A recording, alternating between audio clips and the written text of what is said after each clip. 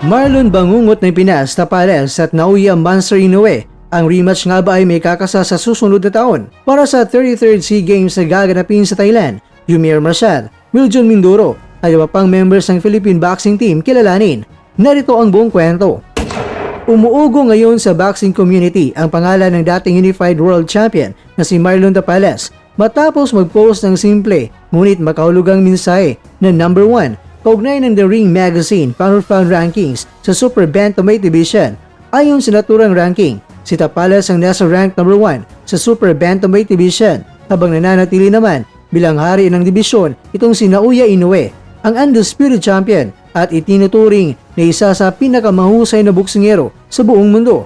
Dahil dito, hindi maiwasan ng maraming mga boxing fans at analyst ang magpahayag ng pananaw na dapat nang may kasa ang rematch na Inoue at Tapales at posibleng sa taong 2026.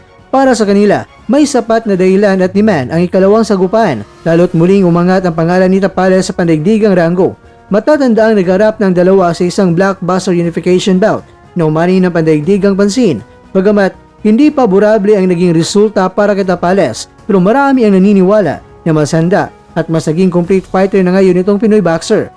Lalo na kung pagbabasihan ang kanyang kasulukuyang ranking at karanasan sa pinakamataas na antas ng professional na boxing.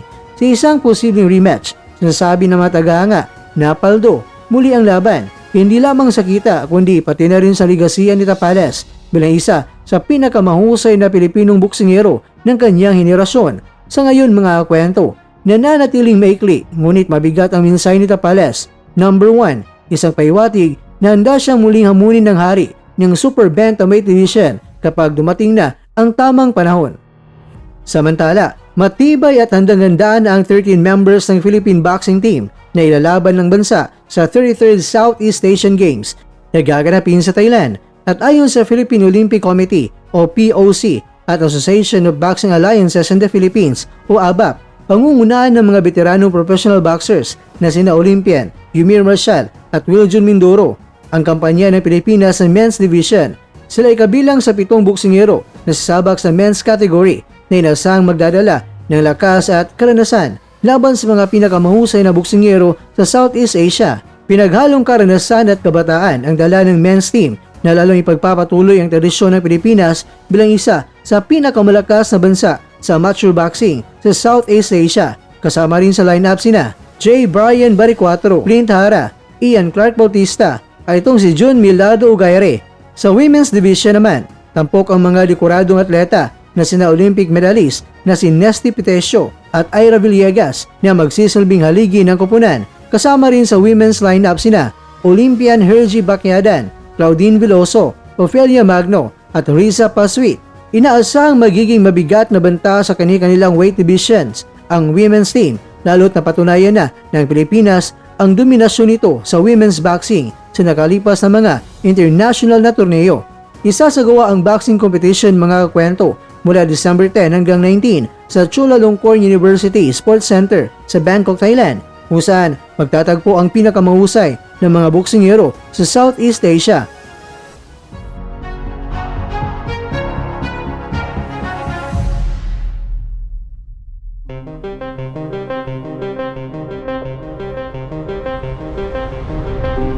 Mga kwento, buong kumpiyansa ang boxing team ng Pilipinas na makapag-uwi ng mga medalya at muling may taas ang bandila ng Pilipinas sa Southeast Asian Games. Tanga ng tapang, disiplina at pusong Pinoy sa bawat laban. Kaya naman, good luck mga mandirigmang makaubayan. Gintong medalya ang uwi nyo para sa ating inang bayan. Kaya nyo yan, kabayan!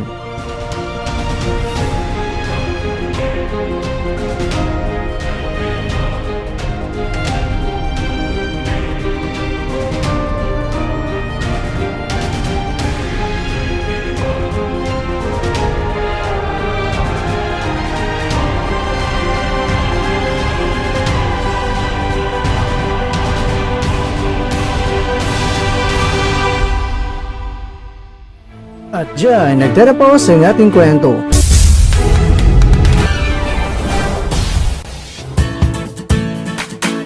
Maraming salamat mga kakwento sa inyong panonood. Pero baka naman mga kakwento ay nagustuhan niyo po ang kwento natin ngayon. Baka pwede niyo po akong mabigyan dyan ng like, subscribe at pa-click na rin sa bell button